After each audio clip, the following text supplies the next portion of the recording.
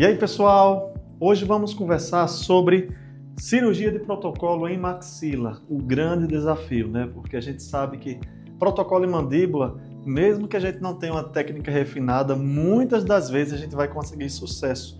Já o protocolo de maxila é algo mais delicado, é algo que exige mais da nossa atenção, que exige mais do nosso desenvolvimento, do nosso conhecimento, né? Então eu peguei aqui algumas imagens de catálogos, né?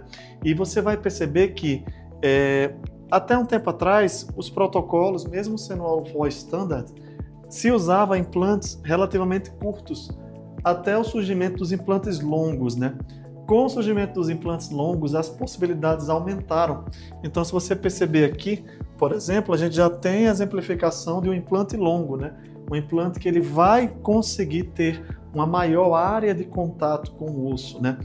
E hoje, uma das filosofias que a gente usa para fazer cirurgias de protocolo All Four Standard é a bicorticalização.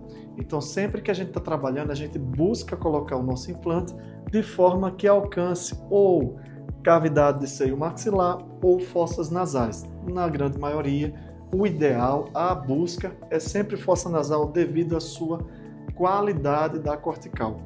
Uma coisa que pode ajudar muito você que está fazendo o planejamento das suas cirurgias é a impressão 3D.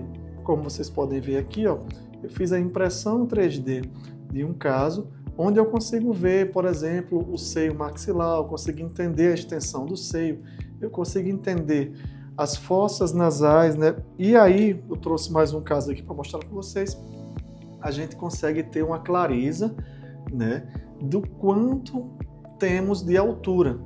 É importante observar que esse ponto aqui, ó, esse ponto aqui da fossa nasal, onde a gente pode ancorar nossos implantes, tá?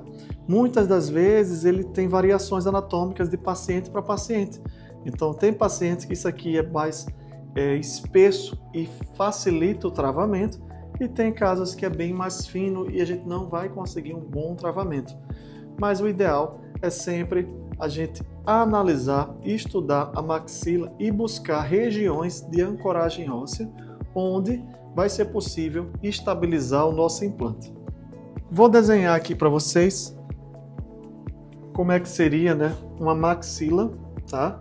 Uma maxila atrófica, né? E como é que a gente pode trabalhar, quais são os pontos de eleição que a gente vai escolher. Digamos que aqui é uma imagem panorâmica. Sempre os implantes anteriores, a gente pode buscar essas regiões mais mediais, mais centrais. Aqui, por exemplo, a gente tem a área do vômer, tá? Então o vômer é uma região que dá um travamento altíssimo nas cirurgias de maxila. Como é que a gente vai se guiar por isso aqui? A gente vai se basear pelo forame incisivo e pouco depois, em torno de 2 a 3 milímetros do forame incisivo, a gente vai fazer nossas perfurações. Por que que a gente faria a colocação de implantes angulados sempre que possível? Para liberar toda essa extensão óssea para a colocação dos implantes distais. Então, o seu implante distal ele vai ter muito mais facilidade, muito mais liberdade de ser colocado quando a gente mesializa, quando a gente inclina e libera toda a área para ele. Por esse motivo, em cirurgias de maxila, a gente sempre começa pela parte anterior, pelos implantes anteriores, para dar o espaço necessário para o implante posterior. E aqui, né, a gente sempre vai usar o máximo de extensão possível dentro da sua qualidade. Outro ponto muito importante, pessoal, é a densidade óssea, tá? Mais ou menos nessa região aqui, ó, a gente tem o que a gente chama de pilar canino, tá certo? O que acontece na prática, quando a gente observa, esse pilar canino daqui para cá, a gente tem um aumento da densidade óssea, tá? E daqui para cá, a gente tem uma redução dessa densidade.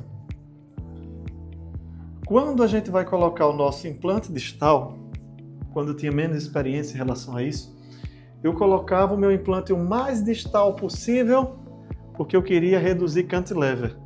Por outro lado, eu perdi a densidade tá?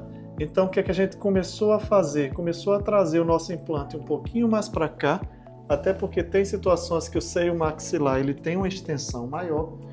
Então, a gente começou a trazer o implante mais pertinho aqui, ó, do canino, tá? E buscar zonas de ancoragem que me desse o máximo de travamento. Às vezes acontece de você começar uma perfuração nessa direção, não fica bom, você muda a direção até encontrar uma posição que fica adequada. Numa situação dessas, eu vou ter densidade de boa qualidade, eu vou ter uma boa extensão, tá?